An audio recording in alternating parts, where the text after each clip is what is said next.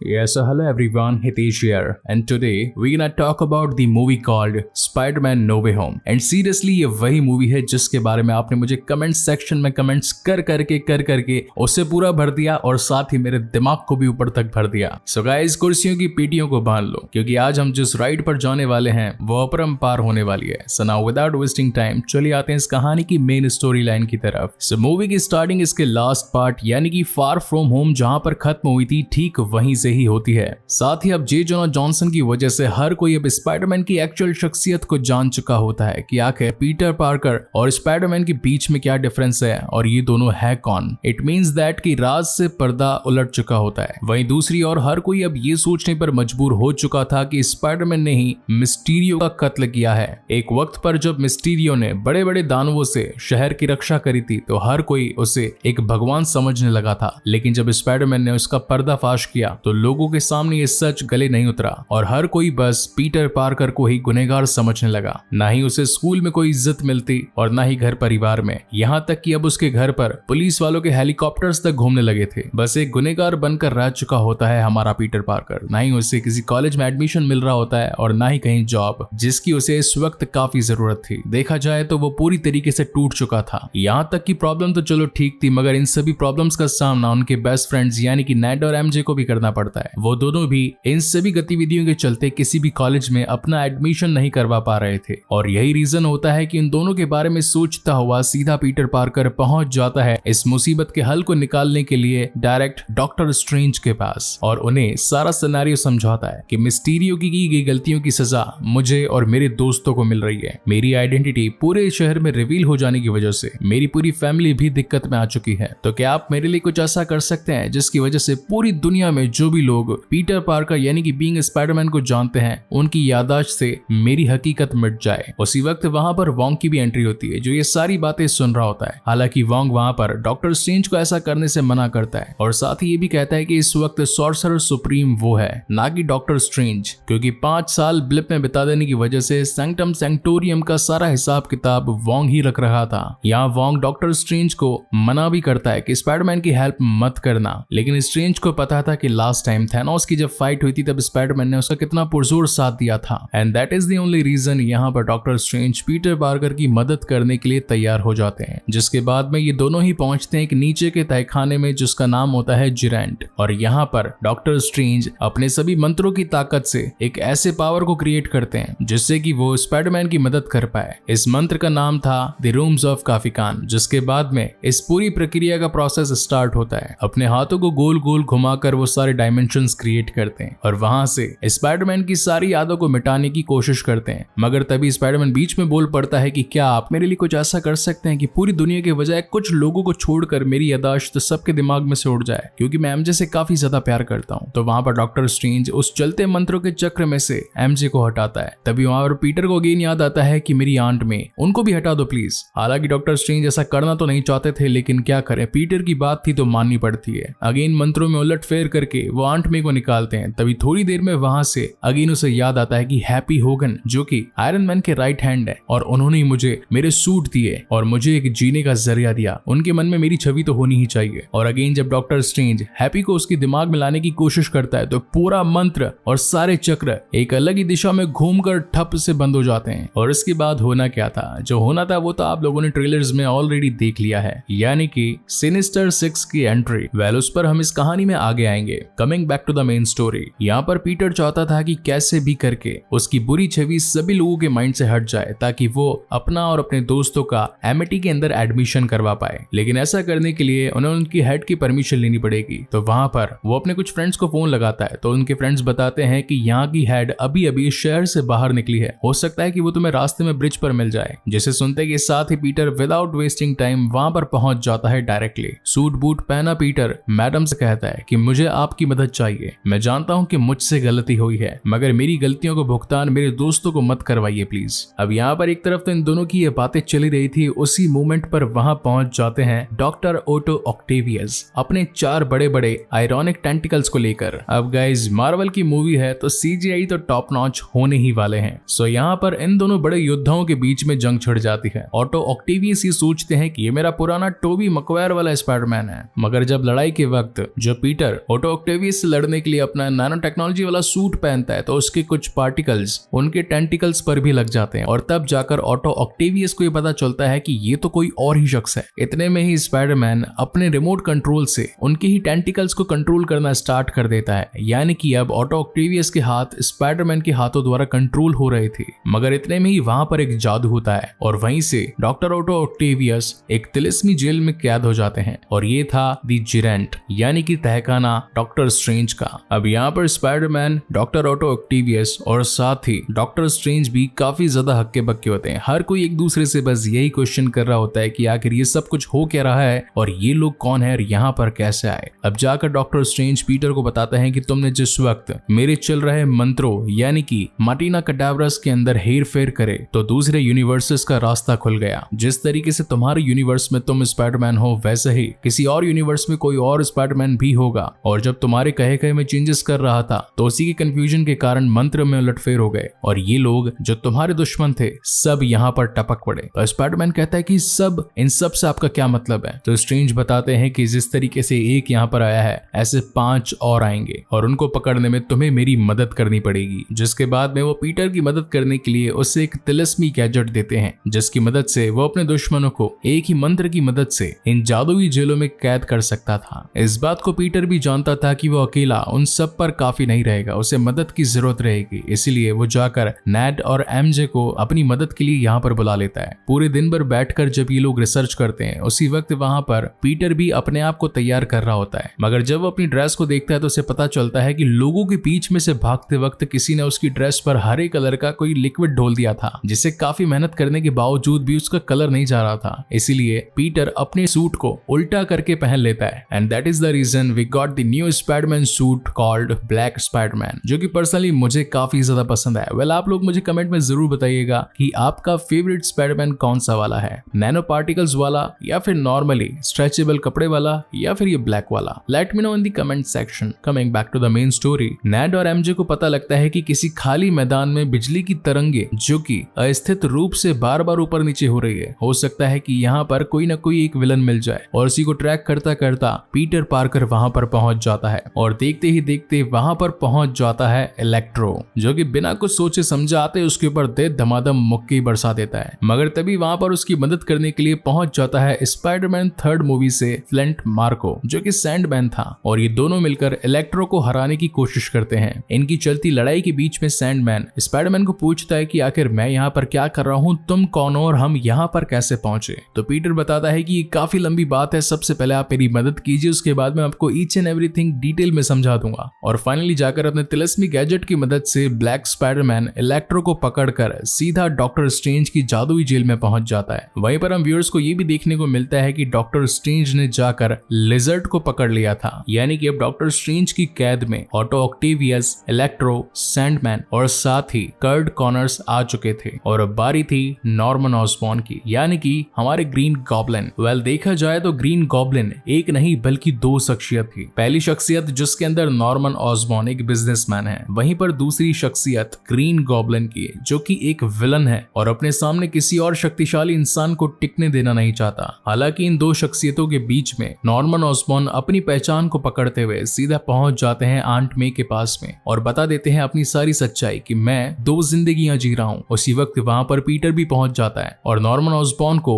ये समझाने की कोशिश करता है कि मैं आपकी मदद कर सकता हूं, आपको वापस से इंसान बना सकता हूं और आपने आज तक जो भी प्रॉब्लम्स फेस करी है उन सभी का सॉल्यूशन भी निकाल सकता हूं। जिसे सुनने के बाद में नॉर्मन ऑसबॉर्न भी पीटर के साथ डायरेक्ट डॉक्टर स्ट्रेंज के सैंक्टम सैंक्टोरियम के द जिरेंट तहखाने में पहुंच जाते हैं। वहां पर जब सभी एक दूसरे से मुलाकात करते हैं तो ऑटो ऑक्टेवियस कहते हैं कि तुम्हें तो मरे काफी साल हो गए, आखिर तुम जिंदा कैसे हो। तभी नॉर्मन ऑसबॉर्न कहते हैं कि हाँ मैंने भी तुम्हारे बारे में सुना था। और बातों ही बातों में इन सभी को क्लिक होता है कि जिस वक्त ये लोग मरने वाले थे उसी वक्त ये लोग ट्रांसपोर्ट होकर अपने यूनिवर्स से इस यूनिवर्स में पहुंच गए, यानी कि जब ये लोग वापस अपने यूनिवर्स में जाएंगे तो इनकी मौत हो जाएगी। और जब पीटर इस बात को सुनता है तो उसे काफी धक्का लगता है और वो डॉक्टर स्ट्रेंज को अपने मंत्रों को पढ़ने से रोकता है, जबकि डॉक्टर स्ट्रेंज का ये मानना था कि जिस यूनिवर्स से जो शख्स आया है उसे वापस वहीं जाना पड़ेगा, अब चाहे भले उसका हाल कुछ भी हो, जिंदा रहे चाहे मर जाए, मगर इस यूनिवर्स से तो इन्हें जाना ही होगा। लेकिन पीटर का ऐसा मानना नहीं था। पीटर ये चाहता था कि चाहे कोई इंसान अच्छा हो या फिर बुरा, जिंदा रहने का हक हर किसी को है और मैं अपने सामने किसी की जान यूं ही जाते देख नहीं सकता। और इसी के चलते डॉक्टर स्ट्रेंज और साथ ही स्पाइडरमैन में बहुत ही तगड़ी फाइट हो जाती है। यहाँ स्पाइडरमैन अपने जालों की मदद से उस मंत्र भरे बॉक्स को वहां से लेकर भागने की कोशिश करता है, लेकिन तभी डॉक्टर स्ट्रेंज अपने आयामों की दुनिया में उसे फंसा देते हैं। काफी लंबी चलने वाली लड़ाई में इन दोनों की आपाधापी हो जाती है और फाइनली स्पाइडरमैन को समझ में आता है कि ये आयामों की दुनिया मेरे तो मैथमेटिक्स की एक छोटी सी इक्वेशन जैसी है और वो अपने ज्योमेट्रिकल मैथ को यूज करता हुआ उस आयामों की दुनिया में ऐसे शेप्स बनाता है जिसके अंदर डॉक्टर स्ट्रेंज खुद ही फंस कर रह जाते हैं और पीटर उस मंत्रों के बॉक्स को लेकर वहां से भाग जाता है और डॉक्टर स्ट्रेंज वहीं ग्रैंड कैनियन में फंसे रह जाते हैं। वहां से आने के बाद में पीटर को ये बात बताती कि हैप्पी होगन के पास में टोनी स्टार्क द्वारा दी गई एक ऐसी मशीन है जिससे कि हम कुछ भी क्रिएट कर सकते हैं, चाहे कोई मेडिसिन, चाहे कोई सूट या फिर कोई भी न्यू गैजेट। इसीलिए वो उन पांचों विलन्स को लेकर पहुंचता है सीधा हैप्पी होगन के घर पर और वहां पर जाकर उसी मशीन की मदद से नए नए गैजेट्स बनाकर उन पांचों को ही ठीक करने की कोशिश करता है। नंबर 1 पर आते हैं डॉक्टर ओटो ऑक्टेवियस, जिनके लिए वो एक ऐसी नैनो पार्टिकल की चिप बनाता है जो कि उनके टेंटिकल्स को उन्हीं के माइंड द्वारा कंट्रोल करवा सके, क्योंकि लास्ट टाइम स्पाइडरमैन 2 में जब वो अपने टेंटिकल्स को यूज करने वाले थे तो वो चिप टूट चुकी थी, जिसकी वजह से वो सारे टेंटिकल्स बेकाबू हो चुके थे। और उसके बाद में बारी आती है इलेक्ट्रो की, जहां पर पीटर उन्हें अपनी इलेक्ट्रिसिटी को कंज्यूम करवा देने वाले डिवाइस को उन पर लगा देता है ताकि वो डिवाइस उसके शरीर से सारी बिजली को सोख कर उसे वापस से इंसानी रूप में बदल दे। मगर इसी बीच नॉर्मन ऑस्बॉर्न की दूसरी शख्सियत सारे किए किराए पर पानी फेर देती है और वहां पर वो झगड़ा करना स्टार्ट कर देता है और सारे के सारे विलन्स को पीटर के खिलाफ भड़का देता है। उसी झगड़े में ग्रीन गॉब्लिन का साथ देने के लिए इलेक्ट्रो भी हाथ मिला लेता है और दोनों मिलकर पीटर को मारने लगते हैं। वेल यहाँ पर सैंडमैन चाहता तो उसकी मदद कर सकता था, लेकिन इन दोनों बड़े योद्धाओं को देखकर वो भी वहां से भाग निकलता है और अब देखते ही देखते ग्रीन गॉब्लिन और साथ ही इलेक्ट्रो का कहर पूरे शहर पर बरसने लगता है, जहां पर पीटर उन्हें रोकने की काफी कोशिश करता है। और साथ ही इतना ही काफी नहीं था कि इनकी चलती लड़ाई में अब कर्ट कॉनर्स यानी कि लिजर्ड भी शामिल हो चुका था। इन सभी के बीच में घमासान युद्ध होता है, मगर इतना ही काफी नहीं था। इस चलती लड़ाई के बीच में ग्रीन गॉब्लिन अपना गॉब्लिन बॉम्ब फेंक कर मार देता है उसी बिल्डिंग में और तभी एक जोरदार धमाका होता है जिसमें आंट में वहीं पर मारी जाती है। वेल ये सीन काफी ज्यादा इमोशनल था और जो लोग भी स्पाइडरमैन के फैन होंगे उन्हें ये सीन काफी ज्यादा रिलेटेबल लगेगा। देखा जाए तो सारी सिचुएशन आउट ऑफ कंट्रोल होती नजर आ रही थी, क्योंकि इस वक्त सारे विलन्स भाग चुके थे और स्पाइडरमैन के पास में कोई रास्ता भी नहीं था। वहीं दूसरी ओर नेड और साथ ही एमजे, जो कि स्पाइडरमैन के बेस्ट फ्रेंड्स थे, वो ये सोचते हैं कि अगर वो अकेला है तो हमें खुद उसकी मदद करनी पड़ेगी। तभी गलती से नेड के हाथों में डॉक्टर स्ट्रेंज की वही तिलिस्मी अंगूठी लग जाती है। अब हालांकि यहाँ पर नेड को पता तो था नहीं कि कौन से हाथ से कौन सा जादू करना है, तो वो डफर अपने उल्टे हाथ को घुमाकर स्पाइडरमैन को बुलाने की कोशिश करता है और इसी बीच एक नया पोर्टल ओपन हो जाता है जिससे आ जाते हैं इस कहानी के एक और नए स्पाइडरमैन यानी कि एंड्रयू गारफील्ड, जिसे देखकर ये दोनों शॉक हो जाते हैं और वापस भेजने की कोशिश करते हैं, लेकिन एंड्रयू ने समझाता है कि मैं भी स्पाइडरमैन ही हूँ, मैं भी पीटर पार्कर हूँ, तो मुझसे घबराने की कोई जरूरत नहीं है। एमजे नेड पर चिल्लाने लगती है कि ये हमारा वाला पीटर पार्कर नहीं है, वापस से हाथ घुमाओ और हमारे वाले को बुलाओ। तो नेड भाई साहब फिर से अगेन अपना हाथ घुमाते हैं और उल्टा चक्कर घुमा के जिसे बुलाते हैं। माय गॉड की कसम, this is my one of the favourite scene of this movie, जहां पर एंट्री होती है टोबी मैगवायर की, जिसका मैं और साथ ही आप सभी बेसब्री से इंतजार कर रहे थे। पर्सनली कहूं तो इस सीन को देखकर हॉल में जितने भी लोग बैठे थे सबने सीटियां और तालियां मारी थी। पूरा हॉल गुंजायमान हो चुका था। गुंजायमान बोले तो full hooting. Well coming back to the main story, यहाँ पर दोनों स्पाइडरमैन आमने सामने आते हैं, जहां पर ये दोनों ही आपस में पूछने लगते हैं कि भाई तुम कौन हो और आप कौन हो, जहां पर इन्हें पता चलता है कि ये भी अलग यूनिवर्स के अलग अलग स्पाइडरमैन्स हैं और इनके यूनिवर्स के सारे विलन्स अभी टॉम हॉलैंड के यूनिवर्स में आ चुके हैं। यानी कि अब इन दोनों की ड्यूटी है टॉम हॉलैंड वाले स्पाइडरमैन की मदद करना, जिसके बाद ये दोनों ही बिना वक्त गवाए पहुंच जाते हैं सीधा इस यूनिवर्स के पीटर पार्कर के पास में। नेड और एमजे ने बताया था कि जब भी पीटर हमेशा उदास होता है तो वो यहीं पर मिलता है। यहाँ पर फर्स्ट टाइम इन तीनों की मुलाकात होती है, जो कि सीरियसली एक अनबिलीवेबल मोमेंट था। सच कहूं तो स्पाइडरमैन के फैंस के लिए ये एक चमत्कार से कम नहीं था।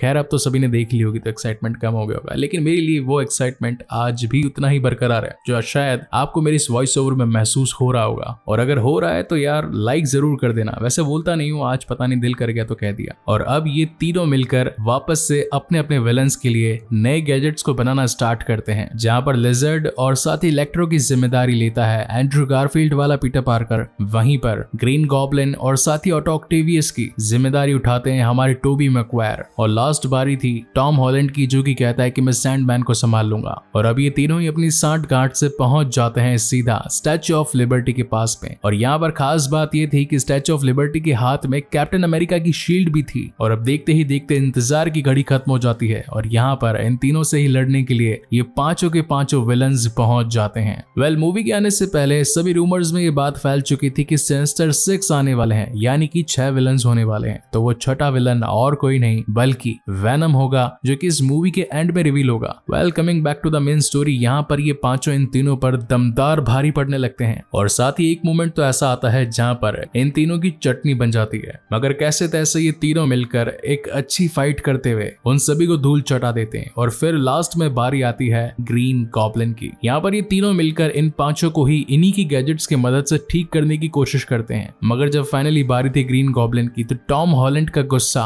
उस पर कहर बनकर बरसता है, क्योंकि उसकी वजह से उसकी आंट मे की जान चली गई थी और वो उसमें धमाधम मुक्के मारता है। लेकिन तभी दोनों स्पाइडरमैन आके उसे समझाते हैं कि जिसने गलती की है उसे उसकी सजा मिलेगी। अभी से यही रहेगा कि हम इसे इसके यूनिवर्स में वापस भेज दें। और फिर इसी एंटीडोट की मदद से टॉम हॉलैंड उसकी इंसानों वाली शख्सियत में बदल देता है। इसी बीच हम ये भी देख पाते हैं कि अपनी ताकत का इस्तेमाल करके डॉक्टर स्ट्रेंज भी वहां पर पहुंच जाते हैं और इन तीनों को रोकने की कोशिश करते हैं। लेकिन तभी वहां पर नेड कहता है कि यहाँ पर टॉम काफी अच्छा काम कर रहा है, इन्हें अपना काम करने दीजिए, ये सब लोग बस इंसान बनने ही वाले हैं, आपका काम है कि वापस से इन्हें इनकी जिंदगी में यानी कि इनके यूनिवर्स में वापस भेज देना। जिसके बाद तो डॉक्टर स्ट्रेंज अपने मटीना कडावरस वाले स्पेल का यूज करते हुए उसी यूनिवर्स के पोर्टल को वापस खोलते हैं। लेकिन इस पोर्टल को खोलते वक्त उन्हें एक और झलक दिखाई पड़ती है, जो कि थे दूसरे यूनिवर्सेस के दूसरे विलन्स, जो कि इस यूनिवर्स का रास्ता देख चुके थे, यानी कि खतरा बढ़ चुका था। ये काफी क्रिटिकल कंडीशन थी, लेकिन डॉक्टर स्ट्रेंज अपनी सारी ताकत को जमा करके फाइनली उन सभी पांचों विलन्स को अपने अपने यूनिवर्स में वापस भेज देते हैं। हालांकि इस स्पेल को यूज करते वक्त जब मल्टीवर्स ओपन हुआ था, तो पीटर ने कहा था कि अगर इन सब को खत्म करना है तो आप चाहें तो मेरी यादें इस दुनिया के हर शख्स के दिमाग से मिटा सकते हैं। और इसीलिए आज करंट टाइम में पीटर यानी कि स्पाइडरमैन की शख्सियत हर किसी के दिमाग से मिट चुकी थी। इसी के साथ समय आगे बढ़ता जाता है और हम देख पाते हैं कि मूवी में आगे पीटर एमजे के रेस्टोरेंट में उसे मिलने के लिए आता है, मगर इस वक्त एमजे उसे नहीं जानती थी। वहां पर उस वक्त नेड भी पहुंच चुका होता है और ये दोनों ही आपस में एक खुशखबरी को बांटते हैं कि इन दोनों का एडमिशन एमआईटी में हो चुका है। वेल, ये सुनकर पीटर काफी खुश तो था, मगर उनके साथ अपनी खुशियों को बांट नहीं सकता था, क्योंकि उसकी यादें तो ऑलरेडी अपने दोस्तों के दिमाग से जा चुकी थी। जिसके बाद पीटर अपनी आंट मे की ग्रेव तक पहुंचता है और वहीं पर हैप्पी होगन भी खड़ा होता है। तो हैप्पी पीटर से पूछता है कि आखिर तुम कौन हो और यहाँ पर क्या कर रहे हो। तो पीटर बड़ा ही क्लेवर आंसर देते हुए उन्हें कहता है कि इसका रीजन स्पाइडरमैन था। तो हैप्पी भी कहता है कि हाँ, जहां तक मुझे लगता है इसका रीजन सचमुच स्पाइडरमैन ही था, यानी कि उसके दिमाग से भी पीटर की सारी यादें जा चुकी थी। और इसी के साथ ये शानदार कहानी यहीं पर खत्म होती है। वेल गाइस, जाने से पहले आप लोगों को बता दूं कि इस कहानी में टोटल 2 पोस्ट क्रेडिट सीन है। पोस्ट क्रेडिट 1 जहां पर हम देख पाते हैं टॉम हार्डी को, यानी कि हमारे वेनम, जो कि इस वक्त एक बार में बैठे होते हैं और दारू पी रहे होते हैं। तभी वहां पर एक पोर्टल ओपन होता है और टॉम हार्डी वहां से गायब हो जाता है, लेकिन वेनम का एक छोटा सा पीस या फिर कह सकते हैं कि उसका एक छोटा अंश वहां पर रह जाता है और वही बनेगा आगे चलकर द सिनिस्टर 6, यानी कि हमारी कहानी का छठा विलन। इसी के साथ इस कहानी का सेकंड पोस्ट क्रेडिट सीन, जहां पर हम ये देखते हैं कि ये एक्चुअली एक पोस्ट क्रेडिट सीन नहीं बल्कि doctor strange the madness of multiverse का ट्रेलर था। वेल, ट्रेलर तो आपने कई सारे यूट्यूबर्स और दूसरी वेबसाइट्स पर देख लिया होगा, तो इसे एक्सप्लेन करने की मुझे जरूरत नहीं है। सो गाइज, ये शानदार वीडियो यहीं पर खत्म होता है। आपको ये वीडियो कैसा लगा प्लीज मुझे लाइक और कमेंट करके जरूर बताइएगा। और अगर फर्स्ट टाइम इस चैनल पर आए हैं तो इसे सब्सक्राइब जरूर कीजिएगा, क्योंकि मैं इसी तरीके की बेहतरीन मूवीज को बेहतरीन एक्सप्लेनेशन के साथ आप लोगों के लिए लेकर आता रहता हूँ। तो अगर आप लोगों को मेरी ये मेहनत अच्छी लगी तो प्लीज जाने से पहले चैनल को सब्सक्राइब जरूर कीजिएगा और इसके साथ ही मुझे इंस्टाग्राम पर फॉलो भी जरूर कीजिएगा। और हाँ भाई लोग, जाने से पहले एक चीज और कह देता हूँ, अब चैनल ज्यादा हो चुके हैं, उन सभी का लिंक भी डिस्क्रिप्शन में दे रखा है, चाहो तो उन्हें भी चेकआउट कर सकते हो और जरूरत पड़े तो उन्हें भी सब्सक्राइब कर सकते हो, क्योंकि वहां पर भी धूम धड़ाके वाली मूवीज आती रहती हैं। सो तब तक के लिए keep watching and stay safe. मिलते हैं अगले वीडियो में।